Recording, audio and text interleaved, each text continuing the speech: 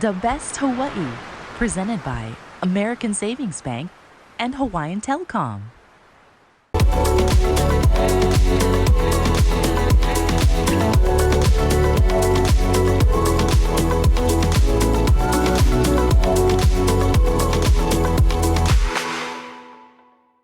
Tell me a little bit about what's happening Over behind there? us. So this is the annual workday, and I remember when I started the pier, then we were doing those industry work days. That was like every other month on a Monday. All our chef buddies would come out, and then I think we just got busier and busier. And for me, it's really hard to stay on top of every other month, and so that kind of fell away. But then one day I was just thinking, I'm like, I never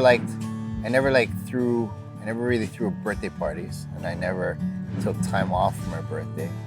But I wanted to do something, and so I figured it was just a conversation. Hey, why don't we do a birthday work day?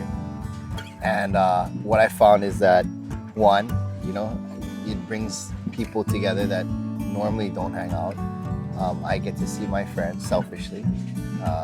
It's a great excuse for something consistent in our girls, and if you tell people it's a birthday, they're more apt to come out and work And celebrate. right. So it's a great way to manipulate people into into doing things that I think there's so many of them, like, oh, I never would have come, and I hear that all the time. I never would have come out here, if it hadn't been for this, and I think that it touches a lot of people's lives. So. Tell me about the beginning of this fish pond. And I think in general terms, I think it's about 800 years old, they said. It's over a mile in circumference. And the style of this fish pond is an opihi. And what makes this fish pond unique is that the wall actually goes, a lot of fish ponds, the wall will start at shore, go out and around, and end at shore. Where this fish pond actually goes all the way around, and it connects. And so Hawaiians call it opihi. It's good from the top, looks like an opihi. Did people not even know there was a fish pond here? Yeah, I remembered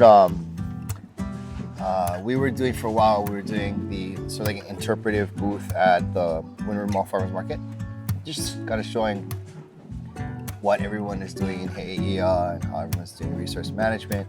And you would have, every time that I was there, I would hear at least two people go like, oh, that's what it is.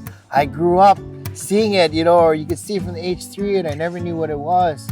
And I think so. There's a lot of community that, especially local people, like, it's not, as local people, I think it's not in our nature to go exploring places that we shouldn't go or that we haven't been invited. I think social media has changed where people seem to think that, it's geotagged, I can go check it out, but that's not how we grew up. So it makes sense that there's a lot of people, around this area that might not have been connected to the fish pond that just never went. And that obviously has changed.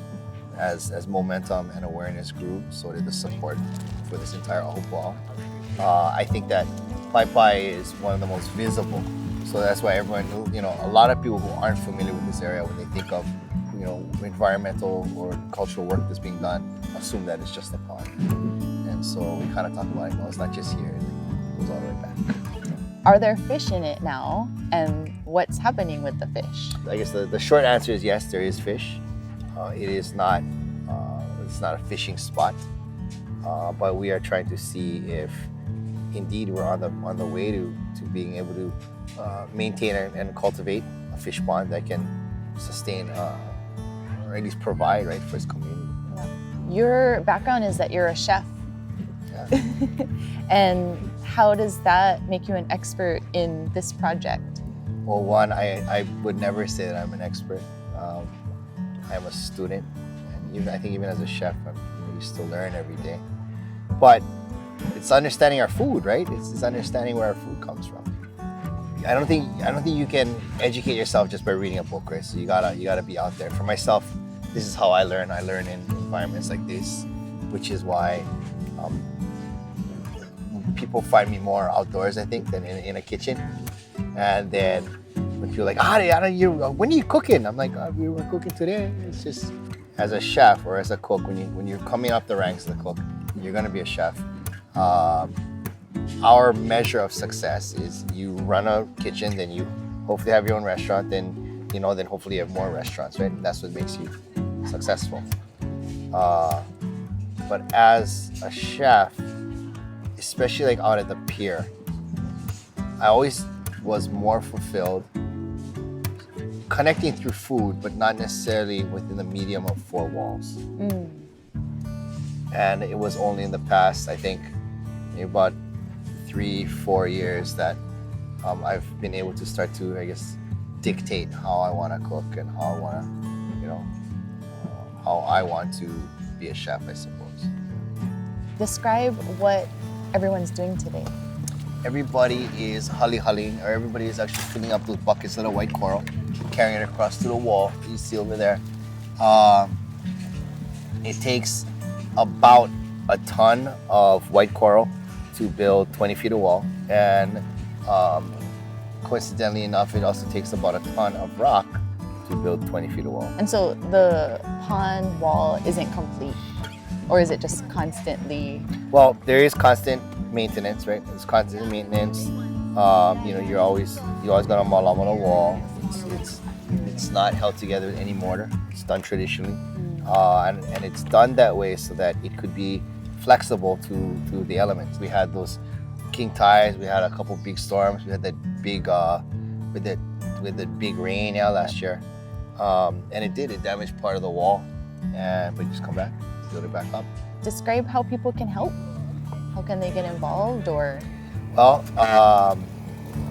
Kaneohe has they have their bi-monthly workday. So you just go on the website kaneohe.org, and you can sign up for it and go that way. But I think it's not just what I think the work here stands for is an example of what we can do from wherever we come from.